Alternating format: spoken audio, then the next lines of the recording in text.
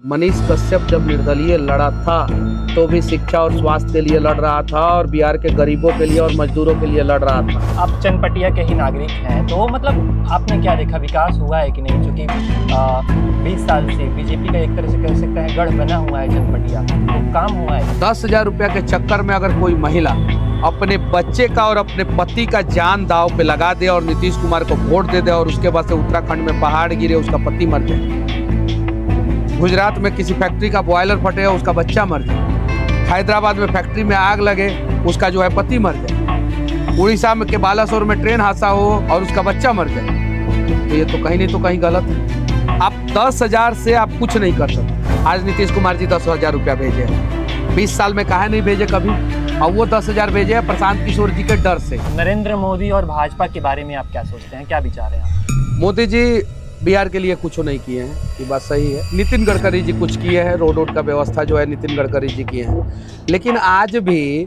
आज़ादी के 80 साल बाद भी बिहार में अगर रोड, बिजली और स्कूल, हॉस्पिटल और ये सब मुद्दा रहेगा तो समझिए कि बिहार कितना पीछे है। अगर आप चनपटिया विधानसभा से जनसुराज की तरफ से आप विधायक बन जाते हैं तो जनता के लिए क्या कुछ करें? पहले तो ये जो ब्लॉक में भ्रष्टाचार है ना, भ्रष्टाचार करने वाले को जो है बड़ी मारना, दोगला झाड़ना। हाँ, बीजेपी जो है बिहार के लिए लोकतांत्रिक पार्टी नहीं है, बीजेपी गुजरात के लिए लोकतांत्रिक पार्टी है। वहाँ पे लोगों की आवाज़ सुनती है, वहाँ पे डेवलपमेंट होता है, लेकिन बिहार के लोगों की आवाज़ जो है बीजेपी को नहीं सुनाई देता है। नमस्कार, आप देख रहे हैं बतंगड़ न्यूज। इस वक्त जो शख्स हमारे साथ जुड़ रहे हैं, इनका नाम सुनते ही बिहार की राजनीति और पत्रकारिता दोनों में गर्माहट हो जाती है। सर, स्वागत है आपका बतंगड़ न्यूज में। बहुत बहुत धन्यवाद। सर, मनीष कश्यप आज एक नाम नहीं है, एक ब्रांड बन चुका है, लेकिन तमाम धमकियां आती होंगी आपको, इतनी मुश्किलों को झेलते होंगे, एफआईआर होता होगा, तो ये सफ़र जो रहा है, एक यूट्यूबर से लेके आप आज भी राजनीति में उतरे हुए हैं, तो ये सफ़र कैसा रहा? अभी हम लोग तिरवाह क्षेत्र में बैठे हैं, ठीक है, और छानी समझते हैं जी, देख लीजिए, ये सब ऊपर जो है देख सकते हैं, ये सब्जी उब्जी जो है, हम लोग सब्जी की खेती करते हैं, कोहड़ा घिउड़ा ये सब चीज़ें होता है।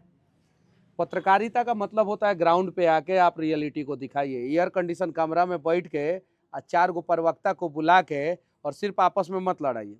हम एगो न्यूज़ चैनल पे बैठे थे, अजय आलोक जी जो है हमसे जो है मतलब बकवास कर रहे थे, भाजपा के प्रवक्ता हैं, बकवास कर रहे थे, कह रहे थे कि पीएमसीएच में बहुत अच्छा है, बहुत अच्छा है, बहुत अच्छा। हम बोल रहे थे कि आप इलाज कराने गए हैं? भाजपा के नेता लोग इलाज कराने जाते हैं? और बकवास कर रहे थे, अगला दिन पीएमसीएच का छत गिर गया। आप लोगों से मैं हाथ जोड़ के विनती करना चाहता हूँ, जितने भी कॉलेज के स्टूडेंट हैं जो पत्रकारिता को जो है ज़मीन पे समझना चाहते हैं, वो लोग ज़मीन पे आएँ और यहाँ से रिपोर्टिंग करें, इन बच्चों को, इन गार्जियन को, इन लोगों की समस्याओं को देखें, तब जाके समस्याओं का समाधान होगा। और रही बात धमकियाँ का, तो धमकी तो आता ही रहता है और उन धमकियों से नहीं घबराते। अब जब देश में इतना बड़ा केस हो गया मेरे ऊपर, एक मेरे मित्र हैं यूपी के, पश्चिमी यूपी के, तो हम लोग गाड़ी में बैठे थे तो एक आदमी ने फ़ोन किया और कुछ मतलब कि ऐसे कि केस हो जाएगा, ऐसे वैसे वैसे वैसे। मैं फ़ोन रख दिया और उसके बाद से उन्होंने बोला कि अरे केस से अब मनीष कश्यप डरेगा, जिसके ऊपर एनएसए लग गया, नेशनल सिक्योरिटी एक्ट, जिसके खिलाफ पूरा लालू परिवार था, और उन सभी को जो है ध्वस्त करते हुए मनीष कश्यप यहाँ पहुँच गया, तो ये केस हो सब धमकी उमकी से नहीं लेकिन डरते। जैसा कि मैंने बताया, मनीष कश्यप ये नाम सुनते ही पत्रकारिता और राजनीति दोनों का जो माहौल है एकदम गर्मा जाता है। लेकिन जो पत्रकारिता के विद्यार्थी हैं, लेकिन आम लोग जो देखते हैं, जो भ्रष्टाचार के खिलाफ आवाज़ उठाना चाहते हैं, तो उन लोगों को क्या कहना चाहेंगे? क्या इन धमकियों से डर जाना चाहिए? नहीं, बिल्कुल नहीं। और आप जो है ग्राउंड पे आइए, पत्रकारिता के जितने भी स्टूडेंट हैं ग्राउंड पे आइए। मैंने तो बहुत सारे लोगों को सपोर्ट किया, ग्राउंड पे आइए, ग्राउंड की रियलिटी को देखिए, हकीकत को जानिए, और उसके बाद से जो है आप जो है कम से कम 10 साल जो है ग्राउंड पे जो है अपने आप को खपाइए। उसके बाद से एयर कंडीशन स्टूडियो में जाइए। आपने बोला कि गाड़ी में इंटरव्यू दे देंगे, बोला कि नहीं? जी, मैंने बोला कि नहीं, चलिए कुर्सी पे बैठिए छानी के नीचे, और ऊपर जो है घिउड़ा और कोहड़ा और कौन सी लगौले बानी सर? सेम, लौकी, लौकी तो नहीं लौकत, तो ये सब, और उसके नीचे जो है बैठ के इंटरव्यू लीजिए, तब जो है आपको जो है एक्चुअल में किसान का दर्द, एक्चुअल में जो है यहाँ का ग्राउंड रियलिटी पता चल पाएगा। सियाराम चरण कह गए, सिया से एक दिन ऐसा कलयुग आएगा जो बिहार को बदलने निकला था वो ही बदल जाएगा। ये 1 साल पहले शुभांकर मिश्रा जी ने कही थी, तब आप बीजेपी में थे और अभी जनसुराज के साथ जुड़े हुए हैं। तो ये बदलना जो है, लोगों के अंदर परसेप्शन बना रहता है, तो भरोसा करने में कहीं न कहीं एक मन में क्वेश्चन्स आने लगते हैं। तो ये जनता का सवाल है सर। जनता का सवाल है, जनता जानती है कि मनीष कश्यप क्या कर रहा है, क्या नहीं कर रहा है और कैसे कर रहा है, और हम लोग जो है लगातार जो है अपना काम ईमानदारी पूर्वक कर रहे हैं। मैं किसी भी पार्टी एक प्लेटफॉर्म होता है, आप काम कर रहे हैं कि नहीं, उस प्लेटफॉर्म पे जाके काम कर रहे हैं कि नहीं। मान लीजिए कि आप किसी पार्टी में गए और जाके काम नहीं करें, तब आप बदले हुए हैं। आप किसी पार्टी में हैं, किसी भी पार्टी में हैं, आज ए पार्टी में है, कल बी पार्टी में है, परसों सी पार्टी में है, किसी भी पार्टी में है, लेकिन आप किसी भी पार्टी में रह के आप ईमानदारी पूर्वक काम कर रहे हैं तो उसको बदलना नहीं कहते हैं। राजनीति में अगर थोड़ा सा समझ हो तो, अगर राजनीति में समझ नहीं है तो सवाल जाके पवन सिंह से पूछिए। नहीं पूछिएगा आप, काहे कि पवन सिंह छानी के नीचे दो कुर्सी लगा के जो है नहीं बैठेगा, नहीं बैठेगा, नहीं पूछ पाइएगा पवन सिंह से। पवन सिंह पहले भाजपा में थे, फिर निर्दलीय लड़े, चुनाव हरवाए, फिर भाजपा में चले गए, उनसे नहीं पूछा जाएगा। आनंद मिश्रा जी से नहीं पूछा जाएगा। नीतीश कुमार जी जो है इतना बार अल्टी पल्टी किए, नहीं पूछा जाएगा ये सवाल, नहीं पूछा जाएगा। मनीष कश्यप से पूछा जाएगा। मनीष कश्यप जब निर्दलीय लड़ा था तो भी शिक्षा और स्वास्थ्य के लिए लड़ रहा था और बिहार के गरीबों के लिए और मजदूरों के लिए लड़ रहा था। जब भाजपा में था तो भी शिक्षा और स्वास्थ्य के लिए और बिहार के मजदूरों के लिए लड़ रहा था। भाजपा में थे तब विदेश में फंसे हुए थे लोगों को बुलाया। मैं आज जनसुराज में हूँ, विदेश में फंसे हुए लोगों को बुलाया। भाजपा में था तब सरकारी स्कूल में वीडियो बनाया। भाजपा में था तब जो है अस्पताल में, पीएमसीएच में भाजपा में था तभी गया था। भाजपा में था तब दरभंगा टोल प्लाजा पे वीडियो बनाया, और जब भाजपा में नहीं था तो भी बनाता था। तो मैं बदला नहीं हूँ, मैं जहाँ भी हूँ अपने हिसाब से ईमानदारी पूर्वक जो है काम कर रहा हूँ। बदलना उसे कहते हैं कि चुनाव लड़ने से पहले जो है आवाज़ उठा रहे हैं किसानों का आय दुगुना करेंगे, और चुनाव लड़ने के बाद यूरिया का दाम दुगुना करके जो है 10 बीघा वाला नेताजी 80 बीघा खेत खरीद लिए। और जिस नेताजी के पास जो है एगो जीप था, पहले हमारे गांव से चलाते थे, उनके दरवाजे पे 11 गो ट्रैक्टर लग गया है, और घूम घूम के जो है कहते रहते हैं कि एगो ट्रैक्टरवा से तो खाली बागवानी करवावे नहीं। कौन सी करवावे नहीं? बागवानी। तो उसको बदलना कहते हैं। बदलना उसको कहते हैं जिन्होंने बोला था किसानों का आय दुगुना करेंगे, और किसानों का आय दुगुना नहीं करके यूरिया बेचने वाले लोगों का आय दुगुना कर दिया, उसको बदलना कहते हैं। तो गलत तरीके से परिभाषित आप मत कीजिए। अगर मैं अपना काम ईमानदारी पूर्वक कहीं भी रह के कर रहा हूं तो समझिए कि मैं नहीं बदला। लेकिन अगर मैं किसी पार्टी में जाके अपना काम ईमानदारी पूर्वक नहीं कर रहा हूं तब कहिए बदलना है। नरेंद्र मोदी और भाजपा के बारे में आप क्या सोचते हैं, क्या विचार हैं आपके? मोदी जी बिहार के लिए कुछ नहीं किए हैं, ये बात सही है। नितिन गडकरी जी कुछ किए हैं, रोड का व्यवस्था जो है नितिन गडकरी जी किए हैं। लेकिन आज भी आज़ादी के 80 साल बाद भी बिहार में अगर रोड, बिजली और स्कूल, हॉस्पिटल और ये सब मुद्दा रहेगा तो समझिए कि बिहार कितना पीछा है। आज भी हम लोग यहाँ पे, अभी हमको वो सर जो है बोले हैं कि चलिए ना बगलवा में सर मनीष जी कि अभी तक रोड नहीं बना है, अभी तक रोड नहीं बना है। इनसे पूछिएगा तो यूरिया का दाम बताएंगे समस्या है, इन लोगों से पूछिएगा अस्पताल समस्या है। तो बिजली, पानी, रोड का समस्या का समाधान तो आज से 40 साल पहले बिहार में हो जाना चाहिए था, आज भी वही समस्या है। पलायन और बेरोजगारी सबसे बड़ी समस्या बनी रहती है। हाँ, उस पर चर्चा होना चाहिए, पलायन और बेरोजगारी पे। अगर उस पर चर्चा शुरू कर दे, अगर गांव में कोई नेता जाए और गांव की महिलाएं, गांव के बच्चे अगर सवाल करना शुरू कर दें कि नेताजी नेताजी मेरे पिताजी जो है वो गुजरात में कमा रहे हैं, उनको घर कब बुलाइएगा।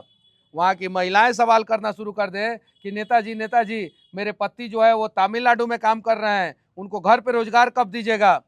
वहाँ की माँ सवाल करना शुरू कर दे कि नेताजी नेताजी मेरा बेटा जो है वो महाराष्ट्र में मार खा रहा है भाषा के नाम पे, आप उसको जो है घर बुला के रोजगार कब दीजिएगा। समझिए उस दिन बिहार जब बदल हम जाएगा। गांव में घूम के रिपोर्टिंग कर रहे थे तो लोगों के मुंह से मैंने सुना कि हम यादव हैं, लालटेन को ही वोट देंगे। तो इस तरह के यहाँ पे समीकरण हमको देखने को मिलता है बिहार में। देखिए, आप लोग जो है बाहर से आए हुए हैं, आप लोग जो है बिहार को जो है जातिवादी स्टेट घोषित करना चाहते हैं। बिल्कुल नहीं सर। तो नहीं, सुनिए ना, मोदी जी के जात के कितने लोग हैं यहाँ पे? मोदी जी यहाँ से 39 सीट जीते कि नहीं? जी जीते ना। 30 सीट जीते कि नहीं?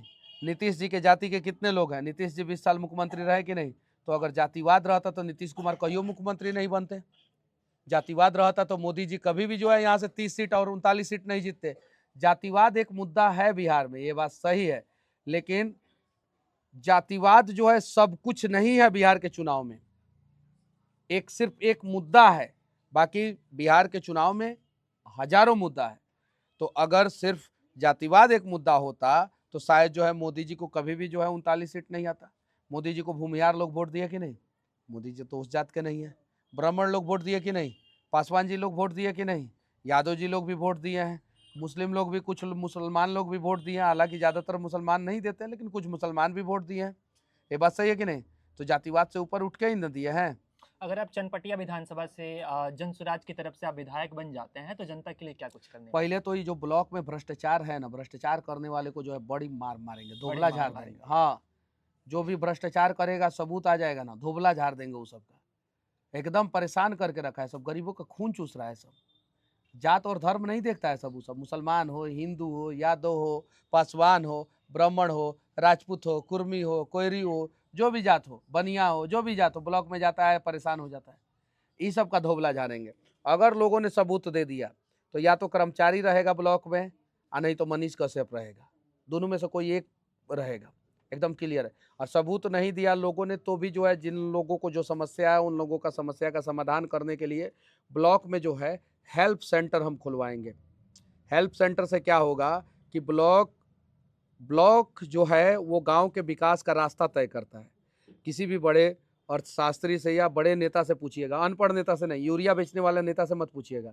उसको समझ में आता है यूरिया बेचने वाले नेता को कि यूरिया 266 वाला 500 में बेचेंगे तो 21 करोड़ का घर बनवा लेंगे, बस उसको इतना ही समझ में आता है यूरिया बेचने वाला नेता को। आप किसी भी पढ़े लिखे व्यक्ति से पूछिएगा जो गांव में रहता हो, ब्लॉक गांव के विकास का रास्ता होता है। अगर ब्लॉक में करप्शन हो गया तो गांव का विकास कभी नहीं हो सकता है। तो सबसे पहले तो ब्लॉक को सुधारना है किसी भी हाल में। उसके अलावा हम लोग सरिस्वा के बगल में बैठे हैं, सरिस्वा बाज़ार के बगल में, तो हम लोगों को सरिस्वा में एक थाना और एक ब्लॉक बनवाना है। सरिस्वा में एक थाना एक ब्लॉक बनवाना है। मझवलिया एक बड़ा ब्लॉक है, चनपटिया एक बड़ा ब्लॉक है। इमीडिएटली एक ब्लॉक और एक थाना जो है सरिस्वा में बनवा देना है और उसके बाद से जो है आगे जो है और इसके बारे में सोचना है। साथ ही साथ एक अस्पताल बनवाना है चनपटिया विधानसभा में, जहाँ पे सारे लोगों का इलाज जो है फ्री में हो सके, सारे के सारे लोगों का इलाज फ्री में हो सके। उसके अलावा जो है 10,000 लोगों का 5 साल के अंदर अंदर पक्के का घर बनाना है, 10,000 लोगों का। उसके अलावा 15,000 युवाओं को रोजगार देना है, चनपटिया के युवाओं को रोजगार देना, और 25,000 गरीब के बच्चों को फ्री में पढ़ाना है। जिसके पिताजी बाहर कमा रहे हैं, पंजाब, दिल्ली, लुधियाना, इन सब जगहों पे कमा रहे हैं, और घर पे पैसा नहीं है कि वो अपने बच्चे को जो है प्राइवेट स्कूल में पढ़ा सके, वैसे तमाम लोगों के बच्चों को जो है फ्री में पढ़ाना है। यानी 25,000 बच्चे, जिसमें 10,000 लड़कियां रहेंगी और 15,000 लड़के रहेंगे। ये प्राइमरी काम है और इस पे जो है फोकस करना है। उसके अलावा तो बहुत सारा समस्या है। 3 सवाल और सर।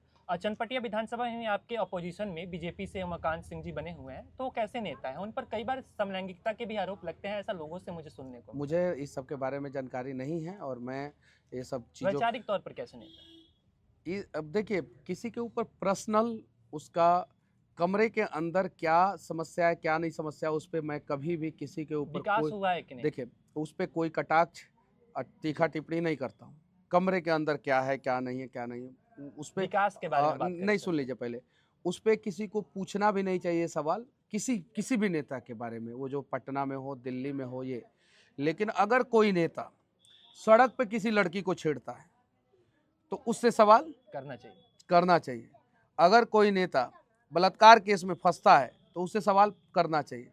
लेकिन कमरे के अंदर, पर्दे के अंदर वो क्या कर रहा है क्या नहीं कर रहा है, उस पर सवाल, उसके पर्सनल कैरेक्टर पे सवाल नहीं होना चाहिए, पहला चीज़। दूसरा चीज़, अगर किसी नेता के वजह से करप्शन फैलता है तो उस पर सवाल होना चाहिए, एकदम बिल्कुल होना चाहिए, 100% होना चाहिए। लेकिन अगर कोई नेता जो है अपना पर्सनल जीवन कैसे जीता है, क्या करता है क्या नहीं करता है, उस पर सवाल नहीं होना चाहिए। ये मीडिया का इथिक्स है और इस इथिक्स पे जो है काम होना चाहिए। हम कभी भी, हम लोग महाभारत को देखें, महाभारत में जानते हैं हम लोग कि कभी भी युद्ध में कमर के नीचे वार नहीं होना चाहिए, कभी भी कमर के नीचे वार नहीं होना चाहिए, और संध्या में वार नहीं होना चाहिए। महाभारत में भी ये चीज़ है लेकिन आज की राजनीति में बहुत सारे नेता जो है वो वीडियो बना के धमकी देते हैं, कहते हैं कि मनीषवा को जब चाहेंगे तब जेल में डलवा देंगे। तो ऐसा नहीं होना लेकिन चाहिए। जहाँ तक मुझे पता है सुनिए, मनीष एक मिनट कश्यप एक तो मिनट डरने वाले एक नहीं। मिनट, हम आपके कमर के नीचे वार नहीं कर रहे हैं, तो आप भी जो है मेरे कमर के नीचे और पीठ पीछे वार मत कीजिए। हम अगर मर्यादा का ख्याल रख रहे हैं, विकास पे तो हम सवाल करेंगे ही, भ्रष्टाचार पे सवाल करेंगे ही, 21 करोड़ का मकान सिंह का मकान बनाया उस पर सवाल करेंगे ही, 11 गो ट्रैक्टर है, 80 बीघा खेत शायद से हो गया है, सुनने में आया है 80 बीघा, 10 बीघा था 80 बीघा हो गया है शायद से, ये चीज़ें उस सब पे सवाल तो करेंगे। लेकिन मकान सिंह जी मकान के अंदर क्या करते हैं उस पर हम सवाल नहीं करेंगे। आप चनपटिया के ही नागरिक हैं, तो मतलब आपने क्या देखा, विकास हुआ है कि नहीं? चूंकि 20 साल से बीजेपी का एक तरह से कह सकते हैं गढ़ बना हुआ है चनपटिया, तो काम हुआ है कि नहीं? देखिए, हर 5 साल में कुछ ना कुछ तो काम होता ही है, ये बात सही है और हर जगह होता है। लेकिन बिहार के लोगों को उतना ही दिखाया जाता है कि भाई तुमको जो है 100 मीटर आगे का ही सोचना है, तुमको 100 किलोमीटर आगे का नहीं सोचना है। यानी तुमको जो है सिर्फ और सिर्फ 100 दिन आगे का सोचना है, 100 साल आगे का नहीं सोचना है। अगर 100 साल आगे का हम सोचेंगे तो हम अपने पोता के भविष्य के बारे में सोचेंगे। 100 दिन आगे का सोचेंगे तो हम 1100 रुपया पेंशन के बारे में सोचेंगे। अगर हम 100 वर्ष आगे के बारे में सोचेंगे तो हम कुमारबाग स्टील प्लांट के बारे में सोचेंगे। 100 दिन आगे का सोचेंगे तो हम 5 किलो राशन के बारे में सोचेंगे। अगर हम 100 वर्ष आगे का सोचेंगे तो चनपटिया चीनी मिल के बारे में सोचेंगे। 100 दिन आगे का सोचेंगे तो हम सोचेंगे कि नेताजी जौन बाटे चुनाव के समय में मुर्गा मसाला दे दे, ये चीज़ें। तो हमें जो है 100 साल आगे के बारे में सोचना होगा। अंग्रेज जब देश में आए तो 100 साल आगे का प्लानिंग करते थे, 200 साल आगे का प्लानिंग करते थे। आज भी दुनिया में पहला आयरन कास्ट ब्रिज जो 16वीं शताब्दी में बना था, वो आयरन कास्ट ब्रिज 17वीं शताब्दी में, सॉरी, जो आयरन कास्ट ब्रिज बना था ब्रिटेन में, आज भी वो सही सलामत है। लेकिन बिहार में जो पुल बनता है वो गिर जाता है। काहे कि सरकार भी सोचता है कि 5 साल चलना चाहिए पुल, 5 साल के बाद गिरे उरे कोई दिक्कत नहीं है। तो सरकार और जनता दोनों को विजनरी होना चाहिए। अगर विजन आपका क्लियर है तो समझिए कि ठीक है। अब आपके टंकी में जो है 1000 लीटर पानी है, तो आप सोचते हैं कि हाँ इसको बचाना है, किसी भी हाल में बचाना है। लेकिन एक बड़ा सा डैम होता है, डैम में जो है 1 करोड़ लीटर पानी होता है। तो अगर आपको 1 करोड़ लीटर पानी दे दिया जाए तो आप टंकी के बारे में सोचते हैं कि 1000 लीटर पानी है, इसको बचाना है। लेकिन 1 करोड़ लीटर पानी दे दिया जाता है तो आप नहीं सोचते। हमारे पास 3,20,000 करोड़ का बजट है बिहार का। कितना का है? 3,20,000 करोड़ का। यानी बजट के मामले में हम देश के टॉप 10 स्टेट में से एक है। बजट पेश करने के मामले में टॉप 10 स्टेट में से एक है। हमसे शायद से 4 या 5 ही स्टेट हमसे आगे है बजट के मामले में। एक यूपी है, महाराष्ट्र है, तमिलनाडु है और शायद से गुजरात है और शायद से एक और स्टेट है कोई, 5 ही स्टेट हमसे आगे है। यानी बजट पेश करने के मामले में हम 5वें या 6ठे नंबर पे है टॉप 10 स्टेट में। और विकास के मामले में जो है हम सबसे पीछे हैं। क्यों? क्योंकि हमारे सरकार का विजन क्लियर नहीं है। पंजाब सरकार ने कहा था कि हमको हरित क्रांति लाना है, सेंट्रल गवर्नमेंट ने बोला कि हरित क्रांति लाना है, पंजाब सरकार ने उसको सीरियस ले लिया। आज पंजाब का हर एक किसान जो है खुश है और ज़्यादातर किसान के दरवाजे पे है range rover, Audi, BMW, Fortuner, Thar गाड़ी रहता है। यहाँ पे पूछिए तो कितना किसान के दरवाजे पे रहता है, ट्रैक्टर तक नहीं रहता है। तो हमको विजनरी बनना होगा कि हाँ भाई हम आज मेहनत कर रहे हैं। आज अगर आसमान के नीचे जो है हम अपना ये चाम को जला रहे हैं, अपना स्किन को जला रहे हैं, तो इस धूप में जो है हमारा बच्चा ना जले, हमारा पोता ना जले। लेकिन यहाँ पे क्या होता है, समस्या क्या होता है कि कोई नेता आया, कल के बारे में बता दिया कि कल का कल जो है आपके खाते में 5,000 रुपया आ जाएगा, 10,000 आ जाएगा।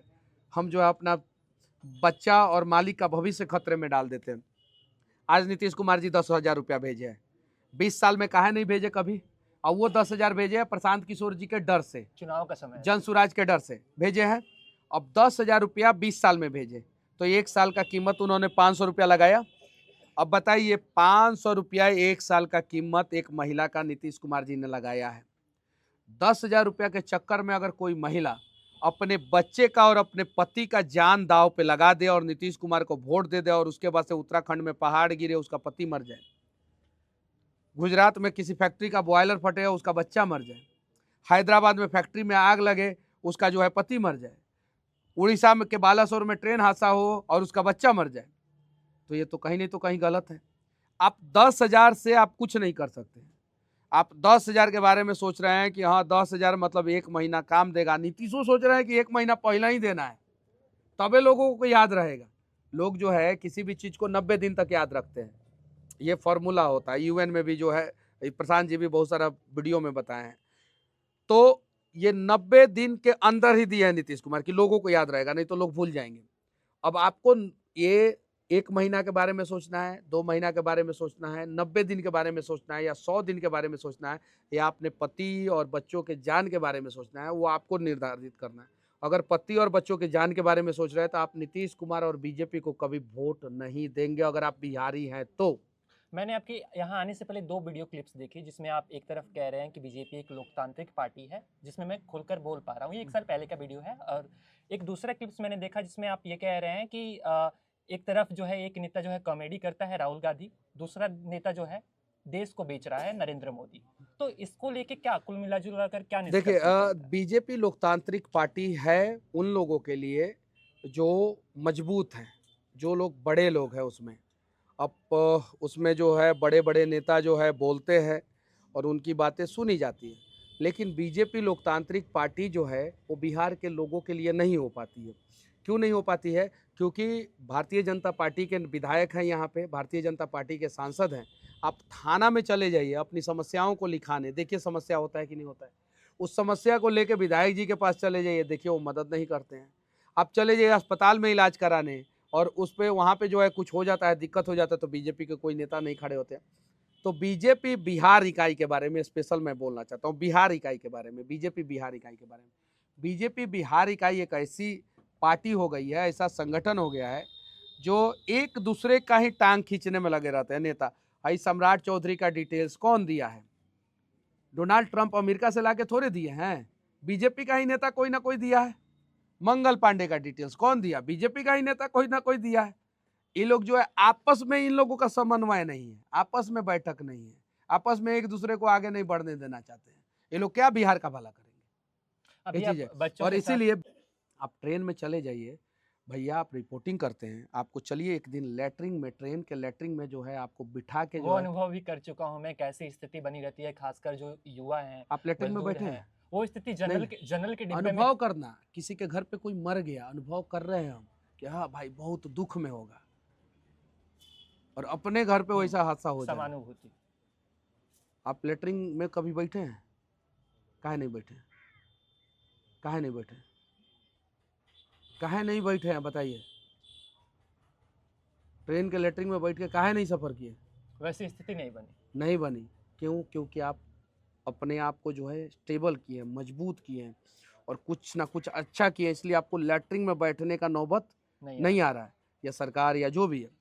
हम बिहार के लोगों को लेटरिंग में बैठ के जो है पंजाब और अलग अलग जगहों पे जो है ट्रेन के लेटरिंग के बोगी में बैठ के क्यों जाने का नौबत आता है? हालांकि सभी बिहारी नहीं बैठते, लेकिन मजदूर बैठते हैं, मजदूर तबके के लोग बैठते हैं। क्यों? उसी स्थिति की बात उसका कर दो रहा हूँ मैं, कारण है, जो उसका दो महाराष्ट्र कारण से। नहीं, सुनिए, उसका 2 कारण है। एक कारण हमारी सरकार निकम्मी है, दूसरा कारण है उस निकम्मी सरकार को हम बार बार चुन रहे हैं, यानी सरकार भी दोषी है और उस निकम्मी सरकार को चुनने वाले लोग भी दोषी हैं। आपने, आपके परिवार ने, आपने वो ऐसा कुछ किया कि आपको लेटरिन में बैठने का नौबत नहीं आ रहा है। अगर बिहार के मजदूरों को लेटरिन में बैठने का नौबत आ रहा है तो मजदूर भाई बदल दो ऐसी सरकार को जो आपको लेटरिन में नहीं बैठा है, ट्रेन के लेटरिन में बैठ के आप नहीं जाए, और नहीं तो आप जो है ट्रेन के लेटरिन में बैठ के जाएंगे और यहाँ पे नीतीश चाचा जो है 10-10 हज़ार रुपया दे दिए हैं, और आपके घर की माँ और आपके घर की, आपकी पत्नी, आपके घर के लोग जो है नीतीश चाचा को वोट दे देंगे, तो फिर नौबत वहीं रहेगा। यही समझाने का प्रयास कर रहा हूँ मैं। जब आप बच्चों से बात कर रहे थे तो मैंने आपकी विनम्रता देखी, कैसे आप मिट्टी से जुड़े हुए हैं, यहाँ के लोगों से जुड़े हुए हैं। लेकिन लोग ये भी कहते हैं कि मनीष कश्यप जी जो हैं वो बहुत शॉर्ट टेम्पर आदमी है, गुस्सा बहुत जल्दी आ जाता है। आपकी माताजी अगर अस्पताल में बीमार हो और डॉक्टर उनका इलाज नहीं करे तो आपको गुस्सा नहीं आएगा? आएगा कि नहीं आएगा। कि ओम जय जगदीश हरे कीजिएगा, जन गण मन गाइएगा, नहीं। भारत माता की जय बोलिएगा, कि आरती कीजिएगा, बताइए क्या कीजिएगा? आवाज उठाएंगे बिल्कुल। गुस्सा आएगा? आएगा ना। हम उस व्यक्ति को अपना समझते हैं जो मुझे अस्पताल में जो है किसी के समस्या के लिए बुलाता है, इसलिए मुझे गुस्सा आ जाता है। जिस दिन आपके ऊपर कुछ कष्ट होगा, संकट होगा, और हम आपको जो है एक जनरली एक इंसान मानेंगे हमको गुस्सा नहीं आएगा, लेकिन हम आपको अपना भाई मानेंगे और आपको समस्या होगा तो मुझे गुस्सा आएगा, इसलिए मुझे गुस्सा आता है। बहुत बहुत धन्यवाद सर। तो इस तरह रही हमारी कुछ खास वार्तालाप बिहार के जनता के लिए, बिहार के लोगों के लिए, खासकर बिहार के युवाओं के लिए। मनीष कश्यप जो है एक आवाज़ बनकर उभर रहे हैं। खैर इलेक्शन होने वाले हैं, कुछ ही महीनों में इलेक्शन होने वाले हैं और माहौल जो है काफ़ी गर्माहट है। खैर इलेक्शन के नतीजे क्या आते हैं उसके बाद ही कुछ कहा जा सकता है। आगे की तमाम जानकारियों को हम अपनी रिपोर्ट के माध्यम से आपको दिखाते रहेंगे।